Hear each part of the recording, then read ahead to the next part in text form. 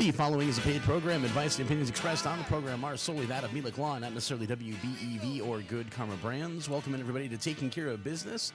Today we welcome in, as we do always when it's Melick Law, Rob Melick. Rob, good morning. Good morning. How are you? Doing well. Doing well. Of course, what we bring you on to talk about is not what I'm going to start with. Obviously, we've kicked off the Brewers baseball season. I know you're a big fan. Oh, yeah. Matter of fact, we had a bus trip recently. I believe you were the business that sponsored that particular trip, as you like to do. Absolutely. And it was a winning game for us, which always looks good. That's the most important thing. 2-1 win, 3 bunts in the eighth inning to get that final run across. So, yeah, it was great.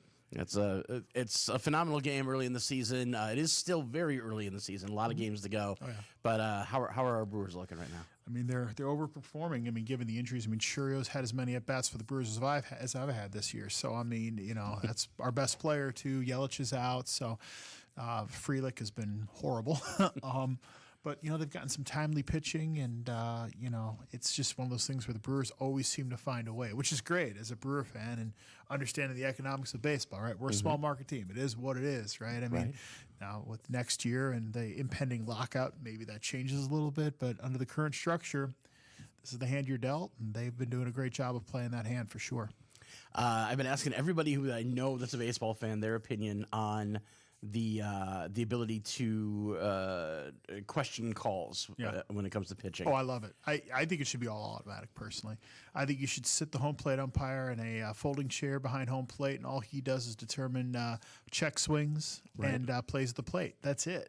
I think you have the technology, why not get it right? I mean, that's kind of my thing. And, you know, football's the same thing. There's talk about putting GPS in the footballs to determine first downs. Great. Do it. Why leave it up to human error when you have the technology to make it? And I understand, well, that's part of the game. Well, the technology wasn't known at that time. If technology was known at that time when the founding fathers created these sports, I'm sure they would have availed themselves to it. So, and plus the drama of it at the stadium is great. You know, you sit there, and even on TV, you know, it just like pops up, boom, and it's either red or not red. And it's just neat. It's a good fan experience, and getting it right to me is the most important thing. And that's what the electronic system allows us to do. I feel it's going to really kind of add to those conversations that you'll have, be it at the stadium or at home, where one person on the couch says, "No, that was clearly out." Right. And one, "No, that was clearly inside. I could tell it was in the zone." Sure. And then you're, you know, almost placing bets there locally on the couch as to who got it right. And Absolutely. No, I think it's great for baseball. That's awesome. That's awesome. Well, of course, now that we've had our baseball talk, we got to talk about what we really bring you in for. Melick Law, of course, we bring you in because we want to talk things, estate planning, powers of attorney, wills, all that kind of stuff. That's what you deal with, all that lawyery stuff that the rest of us don't have any clue about. I want to remind everybody, of course, if you want to call and you want to talk to Rob, you have a question specifically relating around, you know, wills, trusts, whatever, where you feel comfortable asking that question on the air, you can give us a call at 920-887-9595. It's also our text line, or you can call us at 920-885-4446. And we do have Jeff up in the studio ready to take those calls and send them our way. Good morning, Jeffrey. And more than happy to take those. So, Rob, of course, when we bring you on, we talk about a lot of different things. And the first one that came to my mind recently, as I have a child who's going to be right before they turn 18, taking a trip with school, going to the Nationals FBLA competition down in San Antonio. And there being lots of conversations about, you know, well, what would it mean if they were 18 and they went down there as opposed to them being 17 and going down there? And what do I, as a father, have to still sign off on because I'm still legally responsible? And what do I no longer get to sign off on once they make those shift changes or those age changes? And that's something we've kind of talked about a little bit here in the past. We have. First of all, what is FBLA? It's some sort of, it's like forensics or whatever, but for business. Sure. I think back in the day, I think it was like Future Business Leaders of America. Okay. It might still be called that. Okay. All I know is she's competing in something hospitality-wise, won state first place. Good job for her. Congratulations. Yeah, and she's getting to go to Nationals in San Antonio, which she's super excited about. Sure. It's her first time flying a plane, first time traveling without mom and dad right there on her hips. So it should be a lot of fun. Well, that's great. So to answer the question, I mean, first and foremost, obviously there's school permission forms. I mean, clearly that comes there. But again, the school permission forms can only do so much. They can only allow, you know, certain teachers, faculty, whatever the case is, to be able to do certain things. Sometimes it's administration of medication, things like that. You know, basically it's a waiver liability. Right. So that is one sphere, and that's very important. The schools have that. And again, 99% of the time, those are just boilerplate type documents that I'm sure there's school services you can send away for those, and schools pay a fee to be a part of them, and they just sign off on that. But that has nothing to do with any sort of injury that they may receive on the trip. Now, granted, I mean, I'm sure the forensics can get pretty competitive, but it's not like football or hockey where they're bashing into each other, right? So while an injury can occur at any time, any place, the likelihood of it happening through what your daughter's doing is significantly lower than, let's say, I was sending my son on a hockey trip. Right. Things like that. So the key touchstone you mentioned there was over 18, under 18. Okay, so just to be clear, those parental permission forms would apply regardless, because let's face it, your average senior in high school is 18. Right. It depends on when the birthday falls, right? It depends on when the trip is, but you're talking later in the year right now, right? So I'd say the majority of the seniors who are going on that trip are going to be over 18 at the time they go. And again, that does not eliminate parents' ability to sign a permission contract, but what it does mean is that that 18-year-old is now subject to what is called HIPAA protection. And again, I'm sure most people have heard of HIPAA before. HIPAA is the Health Insurance Portability and Accountability Act. It's a federal statute or set of statutes that determine when and under what circumstances medical providers can share your information. Now, as a general rule, we don't want medical professionals sharing our information, right? But when it comes to most 18-year-olds, they would want their parents to receive that information if they lost capacity. The problem is that a hospital can't discern that without any documentation. In other words, a random 18-year-old shows up in an ER today without documents. How do they know if they're in the majority who would want their parents to know or the minority in which they would not want their parents to know? And the net result of that is those medical providers should not share any information even with the parents. So if you do have that 18-year-old and they're in that horrific accident or they slip and fall in the shower and lose capacity, whatever the case is, unless they have a healthcare power of attorney in place in Wisconsin, parents do not have the ability to make decisions, but they also don't have the information or ability to receive any information or a condition, prognosis, injuries, care, because again, sharing that information without the consent of the child, which of course the child can't give if they're in a coma, violates that 18-year-old's HIPAA rights. I shouldn't call the 18-year-old a child. It's an adult at that point in time, right? So that's the problem that you run into. And the remedy is very simple. Create powers of attorney. The moment somebody turns 18, I recommend creating a basic health care and financial power of attorney for that 18-year-old because, again, we don't know what's going to happen. I always tell my clients, every single one of us, regardless of age, regardless of health, we're all one moment away from incapacity. Right. Bad moment behind a wheel, sudden onset of a disease, things like that, freak accidents, these things happen. Now, to be clear, if the nature of the injury that the 18-year-old sustains is such that they don't lose capacity, then that's a different analysis. Someone slips and falls down a flight of stairs, and let's say they break their leg. Okay, yes, that's obviously very painful, but they don't lose capacity. I mean, if they hit their head, I suppose they would, but let's just say they didn't lose capacity. Now, they could certainly be in the hospital and say, call my dad, call my mom. That they can absolutely do. The problem is that not all injuries leave someone with capacity. There are very severe injuries where a person is incapacitated either temporarily or in some cases, unfortunately, permanently. And again, the only remedy is to have them sign a power of attorney. And that's why I advocate that so much, because when it comes to the wide variety of topics I'm sure we're going to talk about here today, a lot of these are the kind of things that are known, right? I mean, the example I always give is this. If you polled 100, let's say 60 to 70-year-olds at Walmart, and you asked them, is it important to have an estate plan? I'd say 95% of them would say, yeah, absolutely, that's important. Now, there's some who are going to say, I'm never getting an estate plan. I got it figured out. My kids have figured it out. But that is the small minority of people out there. I mean, most people understand the value of having an estate plan. But if you ask the average 18-year-old, do you need to have basic estate planning documents in the form of healthcare and financial power of attorney? I bet 99 of them would say, of course not. I'm 18. I don't need those documents. Of course my parents can make those decisions. And I'd even take that a step further. If you asked 100 people who have children between the ages of, let's say, 18 and 21, do you think your children need to have powers of attorney? I'd say 96% of them would say, no, of course not. They're my kids. They're still in high school. They're still living in our home. They're in college. Of course you can make those decisions. No, you can't. The only way that is accomplished is through a healthcare power of attorney. It's simple, easy to create, inexpensive to create, but it's a necessary step that we need to have because as parents, I'm not going to speak for you, but I'm sure I'm going to speak for you. As parents, there's no worse scenario than not being able to know information when our child is in peril. And we don't have that ability. We can't even enter the hospital room technically because the adult, the 18-year-old adult, did not give authority to be able to do that, again, if they lack capacity. And now some people say, well, what's the likelihood of that happening? It's low, which is a good thing. But here's what I can tell you with 100% certainty. It's not zero. It's somewhere north of 0% for every single 18-year-old. So that means by definition, just by the law of aggregation and statistics, it's going to happen to somebody. And it might be you, it might not be you, it might be a friend, might be a family member. Why not take the steps to protect it? Because it's so easy, so quick, and so inexpensive to do. I got to touch on that again here in a moment. But before we do, we are going to go to the phones. We've got a call. Go ahead, caller. You're on with Rob Melick. Well, hello, Ninja. Hello, Rob. Hello. Morning. Long-time caller, first-time listener, and I've got a couple questions. Yeah, go ahead. All right. Rob, and kind of going where you just were on power of attorney. Power of attorney for health decisions, power of attorney for financial decisions, is all that combined? How many different types of power of attorney should people be concerned about? I guess that'd be question number one. Okay, so to answer question number one, there's two types of powers of attorney. There's a healthcare power of attorney and a financial power of attorney. I always tell my clients a better way to think of a financial power of attorney is the anything but healthcare power of attorney. It's intended to be expansive so that any potential issue you may have falls either under the healthcare power of attorney or the financial power of attorney.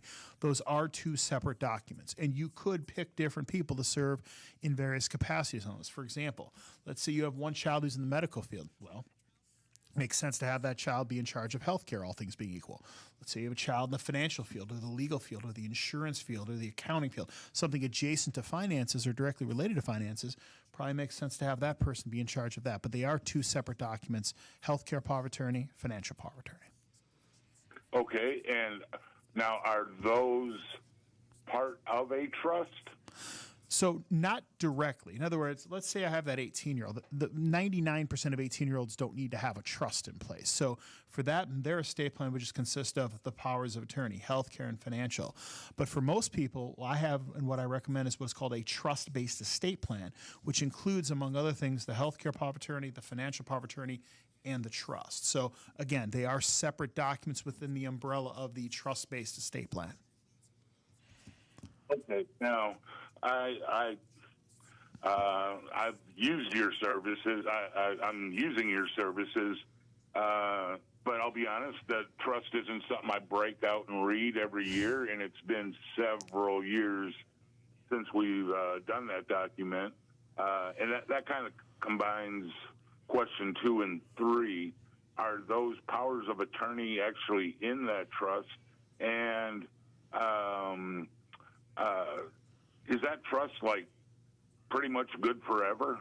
Yeah, so basically what I would say is this. Again, and I'm sure I'm not going to ask you a question, but if you said you used my services before, I would have provided you with a black binder.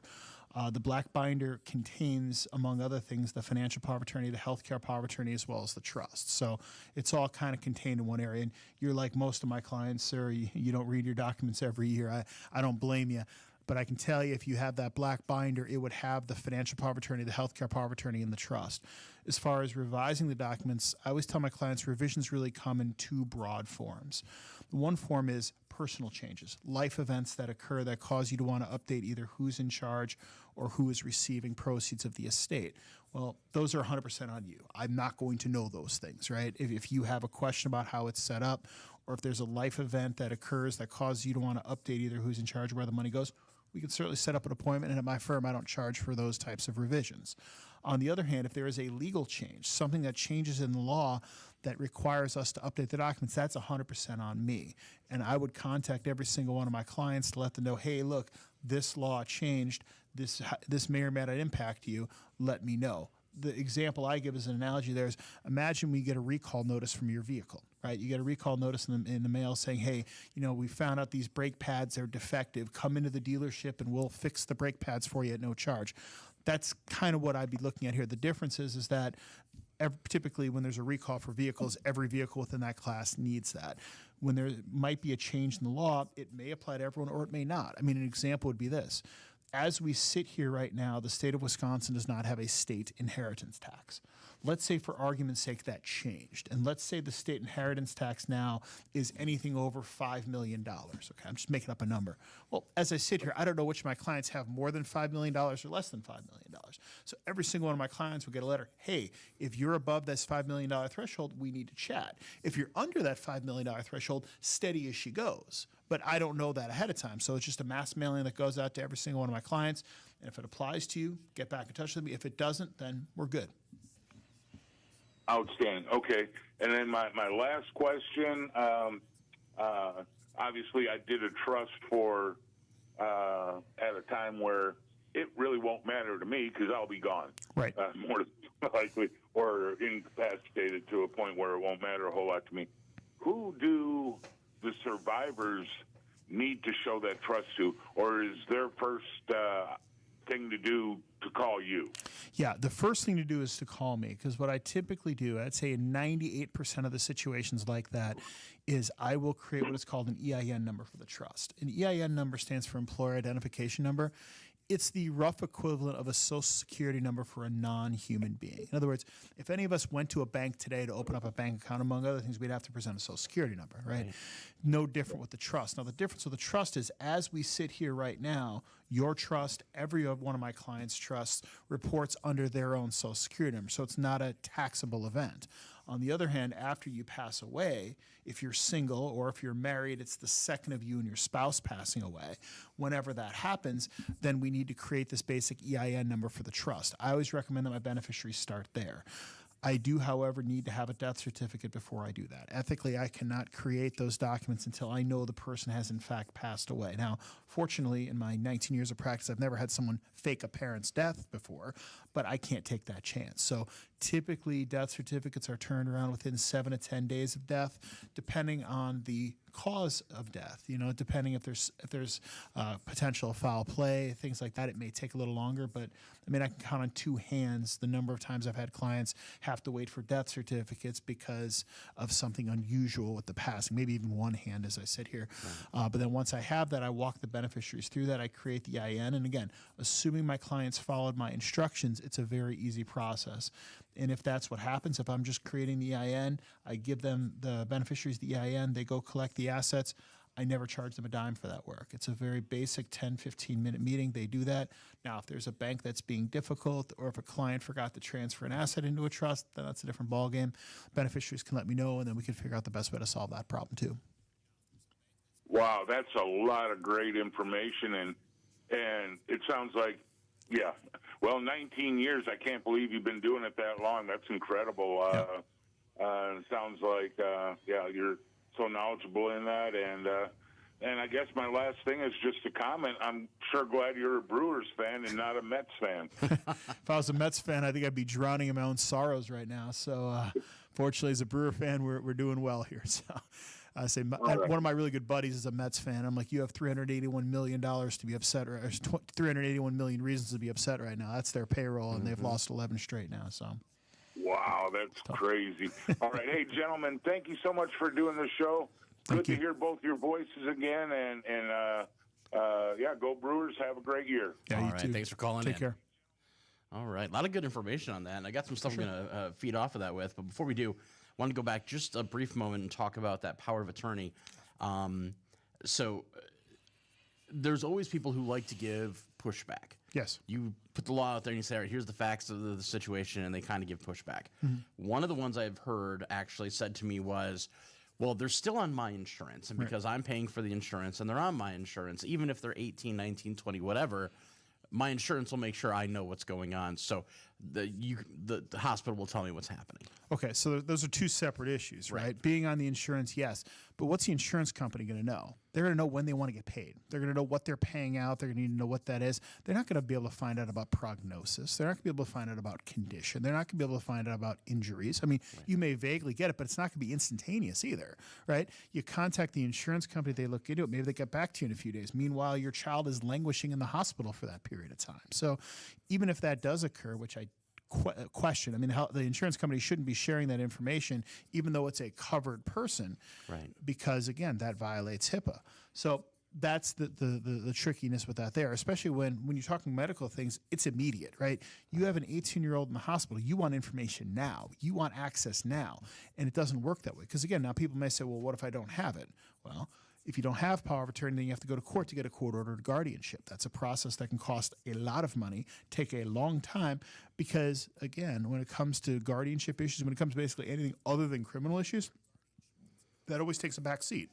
Criminal issues always go to the forefront because, again, with criminal dockets, you're talking about someone's loss of liberty. You know, if somebody's incarcerated, that's losing their liberty. That's always going to take priority over estate planning matters when it comes to court, as it should. You know, habeas corpus is a fundamental aspect of our Constitution here, right? I mean, we need to be able to give criminals accused criminals speedy trials. We have to do that. So the consequence of that, of course, is that all the rest of the stuff gets put to the back burner when time is certainly of the essence. So, again, I can tell you that insurance companies will not release that information, even though they're on that policy. And even if they did, it's not 100% the information you're going to need at that point in time. It makes a lot of sense. And, of course, just further proves that, the facts of the law are the facts of the law. You can't really, interpret them the way you want in your own personal feeling. Absolutely. And you mentioned pushback, and I'm used to that. Attorneys get pushback all the time. And I feel like in my particular area of law, pushback tends to be more common than perhaps other areas of law. I mean, for instance, you don't see many people questioning a criminal defense attorney on how to present a defense. Right. They just kind of let the criminal defense attorney rely on his or her experience to be able to process or to defend it the way they want to defend it. Same thing with personal injury.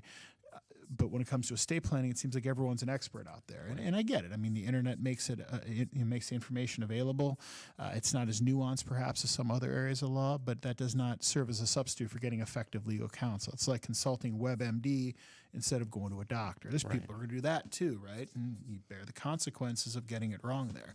The difference with that is, and I've talked about this before, is when you look at a health issue, right? Because there's a lot of parallels between the medical and the legal field, but the difference with a healthcare issue is that it's always immediate. You know, if I get a sore throat or if I wake up one morning in hives, I can't wait. I need to get an answer now. Right. Whereas with estate planning, people take I'll get to it, right? Unless there is an emergency that comes up.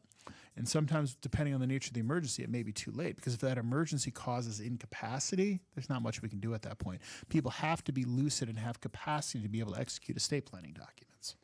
I want to touch on that term, because I know we've talked a little bit about it before, but capacity or incapacity, that is literally just having the wherewithal to know what you're doing, know the decisions you're making, that sort of thing, right? Right. Basically, what the legal standard is, the ability to receive and process information as determined by medical professionals. So it's not just, I always give people the analogy of this. Think of the day that you were the sickest in your life, okay? You felt the worst you've ever felt in your entire life.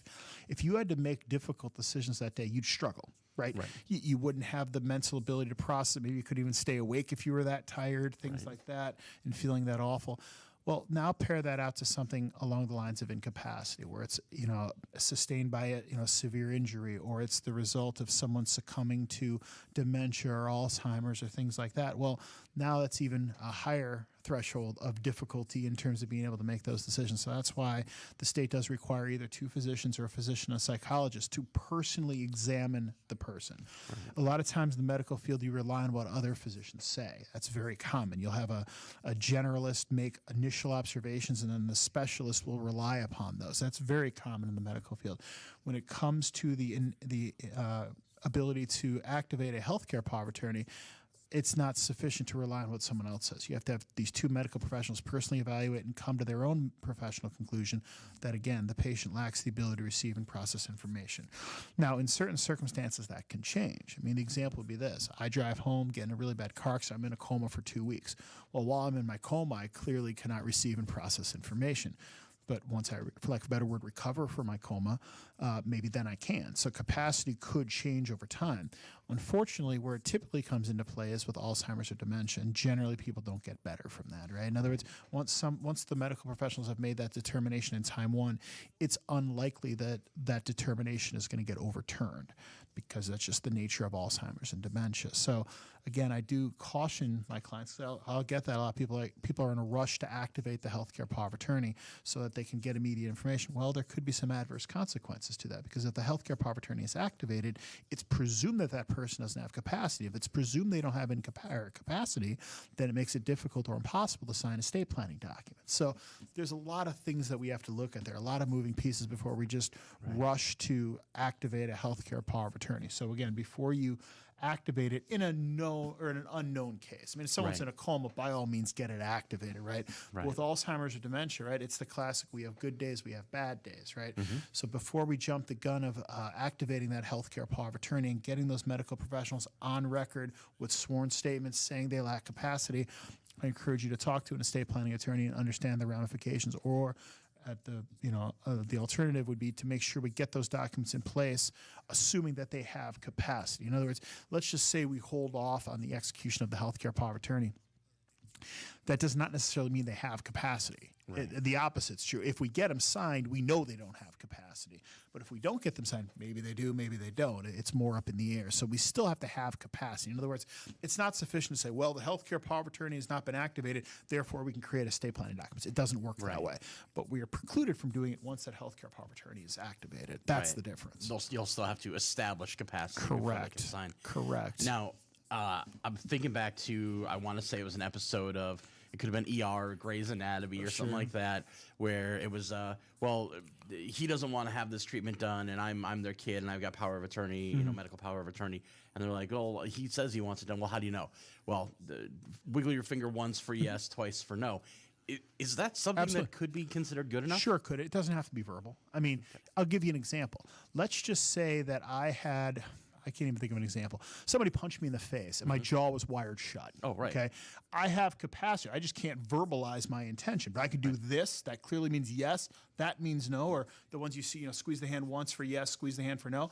That is communication. That is the ability to receive and process information, because someone is receiving the information, they're processing it, and they are putting out a signal, not verbal, but a signal nonetheless, that they understand the question, they're processing the information. So yes, that absolutely can be done. That's one of the rare things that TV shows get right when it comes to estate planning issues that kind of coincide with both the medical and the legal field. The example I give is, I don't know if you've seen the show Suits. Yes. So again, what I can tell you is this: Suits does it's a great show, by the way.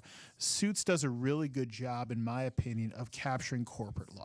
Right? They clearly have worked with professionals, attorneys who do this stuff to make it as accurate as possible. Now, of course, things are over dramatized because they have to get ratings, right? But I can tell you this: I've seen the whole series, and there are, in my again, I wasn't keeping stats with a notepad, but just in my ongoing memory here, 4 references to estate planning in Suits, because Suits isn't about estate planning, right? It's about lawsuits, it's about mergers and things like that. But estate planning comes up adjacent to it, and they botched all 4. They weren't even close on all 4. Now, granted, different states have different laws. That show takes place in New York. Maybe New York has different laws, but I can tell you that based upon Wisconsin law, none of them were correct. So it's just one of those things where maybe they didn't think to get an estate planning attorney involved, because it's only 4 references that I counted in a 10-year series. Because it's just one of those things where in one situation they had somebody who was getting sued, but then they passed away during the pendency of it, and they had to ask questions about that, and not even close. But again, there's a difference, because what I can tell you is this: you see these legal shows on TV, they're almost all courtroom dramas, because that's what's interesting. People like that. If they did a show about what I did every day, nobody would watch. It'd be off the air in 2 episodes. It wouldn't get past the pilot, probably, right? That doesn't mean it's not important. It is important. It's just not fashionable. It's not fun. It's a necessary thing that has to get done. That applies to everybody. See, that's the difference. When you have these corporate shows, it's these corporate bigwigs, it's these large companies, things like that. Those are the people who require those services. That is a small sector of the population. Right. Well, due to the fact that the mortality rate remains at a robust 100% for human beings, we're trying. Everybody needs estate planning services. That's the difference between that field and my field. Everybody's a potential client, because everybody's going to pass away at some point. I have to ask, when you were watching it and they got that wrong, did that kind of take you out of the immersion of the show for a bit there? Not really. I kind of expect it. I mean, yeah, I'm so used to seeing Hollywood just again, and it's for drama purposes for the most part. They take some liberties there. In another example, Rain Man, the movie Rain Man. You know, the opening scene is in an estate planning attorney's office, right, reading the will. I've been practicing law 19 years. I've never read a will. Never happened, right? So, but again, it's drama. People like it. And, you know, if you ask somebody about reading a will, you know, they envision a fireplace and a mahogany desk, and you know, the attorney dressed up in a suit. Well, this is how your attorney dresses. Yeah, so it is what it is, right? I mean, I could tell you that that's just again mostly for ratings purposes, trying to get pull as many people into a beginning of a movie, because I mean the story's interesting, right? But that's not how it shakes out. It's a great movie, by the way. Want to touch on something else we were talking about when it comes to the power of attorney. The medical power of attorney and the financial power of attorney, those can be, like, they can be written as part of the estate plan, but they can be activated temporarily, right? Well, so the financial power of attorney is immediate in most cases. I mean, very few people will have what they call springing financial powers of attorney. Powers of attorney that only come into play upon incapacity. So it's not as though they can be activated at any time. They start out activated, right? They start out being in a situation where they're active. Healthcare power of attorney, on the other hand, is the one that becomes active once incapacity's been determined. And if capacity comes back, that can then kind of get revoked. That's exactly right. Yep. We do have another call, so we're going to go back to the phones. Hello, you are on with Rob Melick. Good morning. Thanks for taking my call. I just want to get some clarification, if I could. We do have a will set up for one of my parents, but we don't have a trust.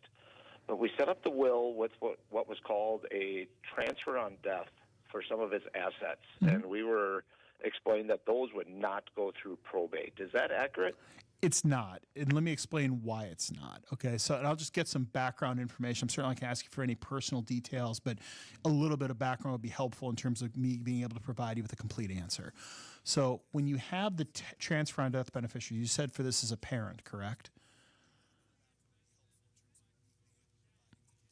Hello? Oh, did I lose you? Yeah, there? lost me there. This is for a parent, correct? Yes. Okay, do you have siblings? Yes. Okay, how many siblings do you have? 2. Okay, so it's 3 of you. Okay, so this is probably what Correct. I'm sorry? Correct. Okay, so this is probably what the attorney advised you. The attorney probably said, okay, you can stick with the will, make sure we have the 3 kids listed on every single asset as beneficiaries. You use the term TOD, which is transfer on death. Is that a fair summation of what the attorney probably told you? Yes. Okay, so here's the issue, okay? Will that avoid probate? The answer is maybe. Now, what I've learned practicing law for 19 years, sir, nobody likes when the attorney uses the word maybe, but maybe is 100% right. Here's why it's maybe, okay? As we sit here, we have no idea whether any or all of yourself and your siblings are going to survive your parents. We don't know that, and we will not know that until the day your parents pass away. Until that, it's an open question. If the 3 of you predecease your parents, it goes to probate, because there's no alive contractual beneficiary to receive the assets. On the other hand, if we create a trust, that does create the guarantee, because the trust, unlike any human being on this planet, has a 100% chance of surviving your parents. And then within the trust, we can specify, okay, so you have two adult siblings. Do any of you have children, for instance? Yes. Okay, so the trust could specify if a child predeceases, it goes to their children, or it goes to the surviving siblings. We can do that with some transfer on deaths, but not all. We can't do it on any bank assets, any checking, savings, CDs, money market accounts, things like that. So what I always tell my clients is this: the trust creates the guarantee of probate avoidance. It is the only thing that can guarantee probate avoidance. Again, play your parents' lives out a million times. Are you one of the 3 of you going to survive them most of the time? Absolutely. But I guarantee you, one of those million iterations, it doesn't happen. We just don't know which iteration we're going to fall into. So the remedy is simple: create the trust, create the guarantee. That's the way I approach my practice. All right. Well, thank you. My pleasure. Thank you. And that kind of ties us back into what I want to dive into a little bit here next, which is the reasons why the estate plan is the right way to go. We've talked about how you'll help people set up powers of attorneys, be it that financial or medical power of attorney. Right. You'll help people if they want to do just a basic will. You'll help them with that. But ultimately, your goal is always to kind of get everybody to that point of having that trust-based estate plan. Right. That's exactly right. Now, I shouldn't say everybody. Let me back up. So somebody does not own real estate, for instance. Somebody is just starting out. Maybe they are living on governmental benefits, things like that. Then a will-based plan is sufficient for those folks. But the overwhelming majority of people, it's just like that caller said here, if that person owns a home, the equity in their home alone likely pushes them over that probate threshold, where a trust becomes necessary to create the guarantee. But what I want to do is I want to give an analogy, okay? I feel like this is an appropriate analogy for what the previous caller called about, because that's a question I get a lot. A lot of attorneys give that advice. I'm going to draw a parallel to something that I think makes more sense for more people, and that is the idea of homeowners insurance. Right. Now, this seems like an odd why is the attorney talking about homeowners insurance? Because I'm going to draw a parallel here. If you have a mortgage on your home, okay, like I do, I got a mortgage, my bank requires me to maintain homeowners insurance as a condition for them lending me money. And it makes sense, right? My house goes up in flames. I don't own the whole house. The bank has to get made whole. I have to get made whole. That is a contractual requirement. Right. It is not a legal requirement. A legal requirement in the insurance realm would be car insurance. Okay, you cannot legally drive a vehicle in the state of Wisconsin without auto insurance. Some people do when they break the law, but that's a legal requirement. Homeowners insurance is not a legal requirement. So here's what I challenge people to do. Whenever I do public speaking engagements, I've done this a couple times in this show, I ask the question, and please call in if you're in this situation, okay? Because I'd love to hear from you. You paid off your mortgage, okay? The next day, you call your homeowners insurance agent and say, you know what, cancel my insurance. Never going to happen. No. Why? Because you want the sure thing. Okay? Insurance is a bad gamble. I'm not saying cancel your homeowner's insurance. Please don't misunderstand me. But at its core, looking strictly at numbers, it's a bad gamble. Why? How do we know that? Because insurance companies make money, right? How do you think Miller Park went from Miller Park to AmFam Field? Oh, I don't know. AmFam paid $60 million for the naming rights. Where do you think they got that $60 million from? People paying in premiums. It sure wasn't from paying out claims, I can tell you that, right? That's the issue. But nobody would bat an eye at making sure you maintain homeowners insurance after you pay off your home, and you're not contractually required to do so. And I encourage that. Keep the homeowners insurance in place. That is the perfect parallel for a trust, though, okay? Because the trust creates the guaranteed outcome. That's why people want homeowners insurance. They want the guaranteed outcome. Many of them can do the math. They understand where it comes from. They know it's a bad bet, but they do it anyway because they want the sure outcome. A trust is exactly the same thing. It creates the certain outcome of guaranteed probate avoidance because, again, the trust will never die. The trust has a 100% certainty. A newborn child right now does not have a 100% chance of surviving anybody. Okay? High likelihood, 99.9, whatever, but not a guarantee. The trust creates a guarantee. The difference between homeowners insurance and a trust, though, is that with homeowners insurance, as we all know, you got to pay it every year. You got to pay that premium every single year. And if you miss a year, you have the claim during that time, you're out of luck.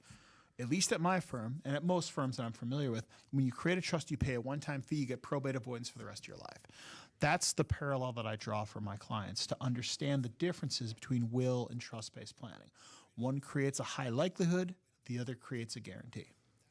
And guarantees are nice. That's actually probably one of my favorite analogies that you do because it seems like it's an absolute no-brainer. You pay off your house, of course you keep the insurance going. You know, your chances of your house burning down, slim, but not zero. But not zero. Just like the 18-year-old getting incapacitated is slim, but not zero. There's a lot of parallels here. I mean, we just had those major storms come through, and I actually used the fact that we have homeowners insurance as a way to calm my wife. It's just, well, what if one of the trees comes down in the house? Well, that's why you have homeowners insurance, babe. That's why it's there. You know, a little CYA action for those who know the acronym. Absolutely. There is. I want to talk about the stuff that's in the trust-based estate plan. You mentioned the financial power of attorney is in there, the medical power of attorney is in there, and then the actual trust information is in there as well. And you had said earlier, I think something about like your clients get a black binder that has all that stuff in it. So it's a hard printed copy of it. Correct. It's actually two. So the black binder has the copy set, but I always give my clients an oversized white envelope of the originals. Okay. So any client of mine is going to have the original and a copy set, and my office keeps a copy set as well. We are not required to do that, to be clear. I get that question a lot. Attorneys are not ethically required to keep copies of their clients' documents. That surprises clients, but it's not true. We do it as a courtesy because we can upload it to our cloud-based system. In other words, if I was 20 years older than I am right now and I had mostly paper and I didn't have a cloud-based system, 19 years of practice, the majority of which is in estate planning, I'd have boxes on boxes on boxes of estate planning documents. That's why attorneys don't hold on to them, because it would be administratively difficult or costly to be able to do that. But with a cloud-based system, click a couple buttons, it's in the cloud, you can retrieve it any time. So just want to make sure we're on that point as well. That makes a lot of sense. Otherwise, most law offices would look more like a warehouse. Right. Or, a little, or they'd have to rent space, and then if it floods, there's any number of issues there. But I do want to tie something back here to tell a funny thing about Rain Man real quick. Yeah, what do you got? Because whenever I talk, it's one of my favorite movies too.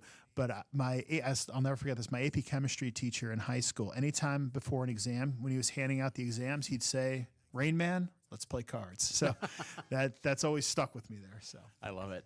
If you haven't seen the movie yet, see it. Highly recommend checking it out. Dustin Hoffman's amazing. Mm-hmm. So obviously it's important to keep that document. If we're getting two copies of it, if I'm the client, I got the binder and I've got the envelope. Do you suggest envelope goes into a safety deposit box or someplace safe? Yeah, if you have a safe deposit box, right? I never encourage my clients to go out and get a safe deposit box just for this purpose. But if you already have one, you have space in there, by all means, stick the white originals in there. First of all, they fold better. A binder doesn't fold, right? Paper folds, so you can fold the paper in there depending on the size of the box.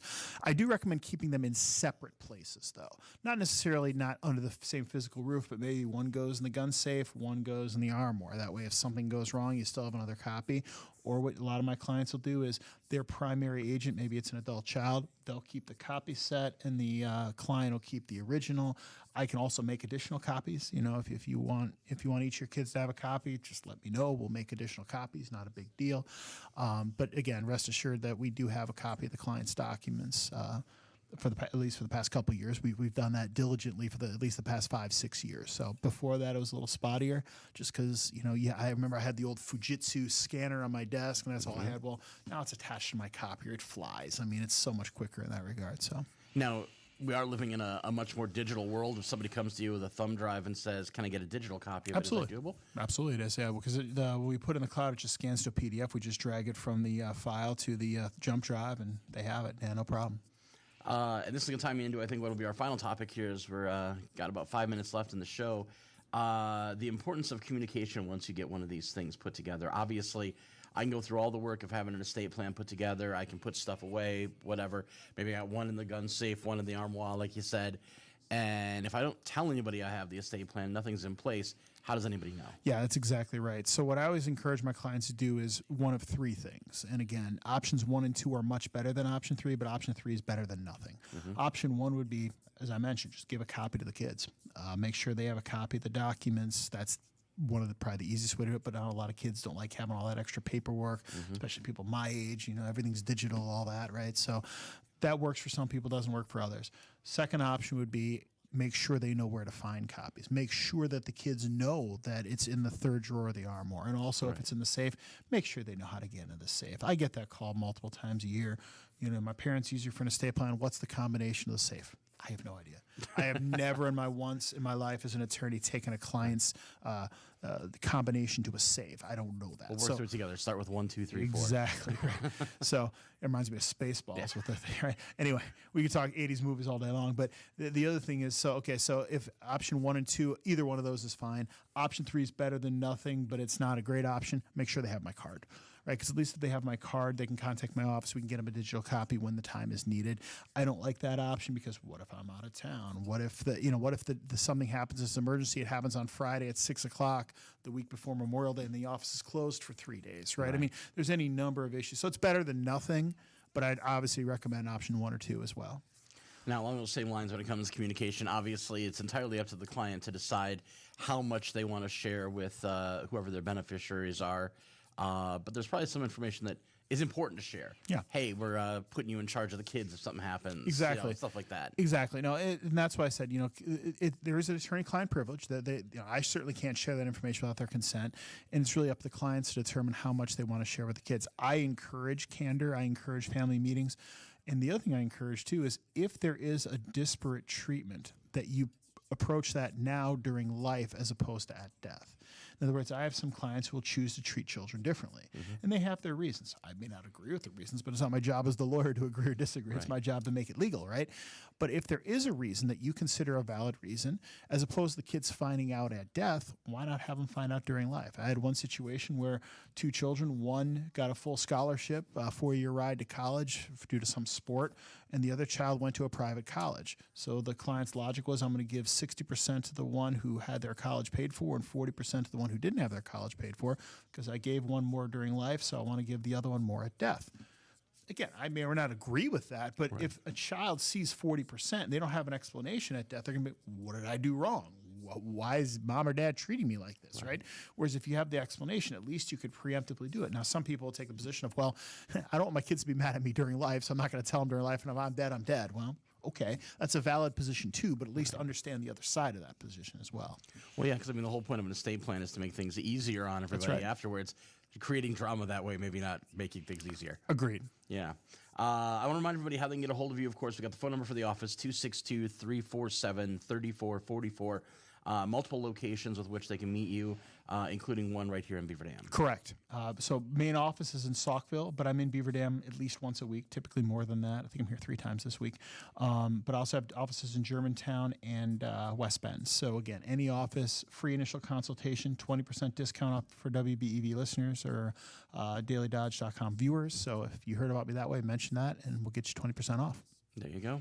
Well worth it. Once again, I'm going to give that number one more time, the phone number again. So if you got a pen and paper handy, write it down. Or if you're watching the show, pause here and come back and get this number down, 262-347-3444.